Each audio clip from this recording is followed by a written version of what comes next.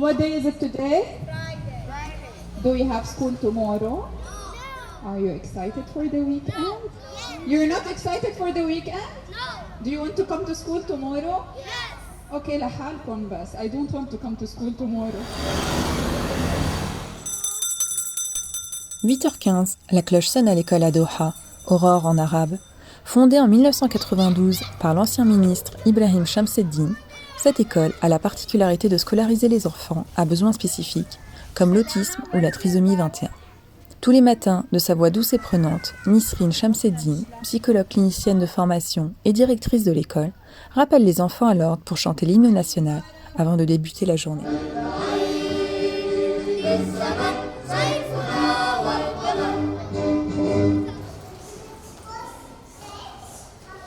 C'est là-bas qu'on va voir les enfants qui sont autistes et qui ont la trisomie 21. Good morning. Ils commencent leur journée par le circle time, date, month, year. Ils sont souvent agités le matin. Ah, plus que l'après-midi. Oui, le moment qu'on arrête le suivi, on observe toujours une régression. Vous êtes une des rares écoles en fait qui intègre les enfants autistes avec les enfants qui n'ont pas de handicap. Oui. On fait ça pour les deux enfants, les deux cas d'enfants, ceux qui ont des cas particuliers et ceux qui n'ont aucun problème. On fait ça afin que la société accepte les enfants autistes. On ne les cache pas. On a Hamoudi ici. Hamoudi. Bonjour Hamoudi. What do we do during the Independence Day?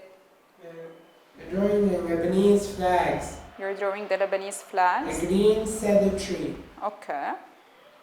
What else do we do? A flower.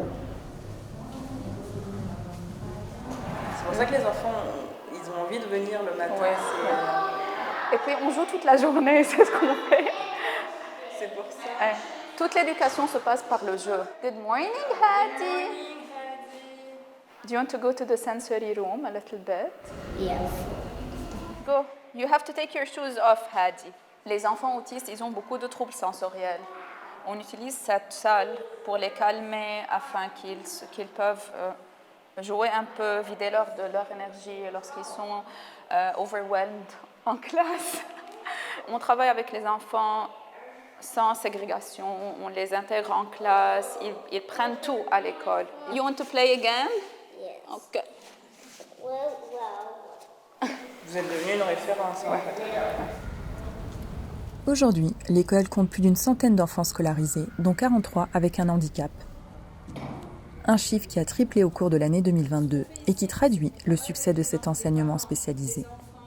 Un modèle que Nisrine souhaiterait étendre à tout le territoire national, dans un pays où l'handicap est encore perçu comme un obstacle à une vie normale. Les parents d'enfants qui n'ont pas de cas particuliers n'aiment pas que leurs enfants soient avec des enfants qui ont de handicap dans les écoles. Le premier truc qui vient toujours en face, c'est qu'ils vont être biadouna. On travaille sur ça, on fait des conférences, on fait des workshops pour les parents, mais il y a toujours quelques familles qui n'acceptent pas ça. À la frontière entre deux mondes, l'école à Doha reste avant tout une oasis de savoir, de lumière et d'ouverture d'esprit. Une université devait également voir le jour avant que les travaux soient suspendus en raison des tensions politiques qui règnent dans la région. Il y avait le projet de l'université là-bas et puis politiquement ils ont tout arrêté parce qu'ils ne voulaient pas qu'une université soit développée ici. Justement, quels sont les obstacles que vous avez rencontrés, que vous continuez de rencontrer par rapport à cette école et en fait, qu'est-ce qui leur dérange? C'est parce que On n'est pas, on suit aucun parti politique, c'est ça. Vous ne suivez pas une certaine propagande? Non, c'est le problème. Et il y a des cours aussi religieux? Non. Non. We do character building. Plutôt savoir vivre, plutôt comment se comporter en société, c'est ça.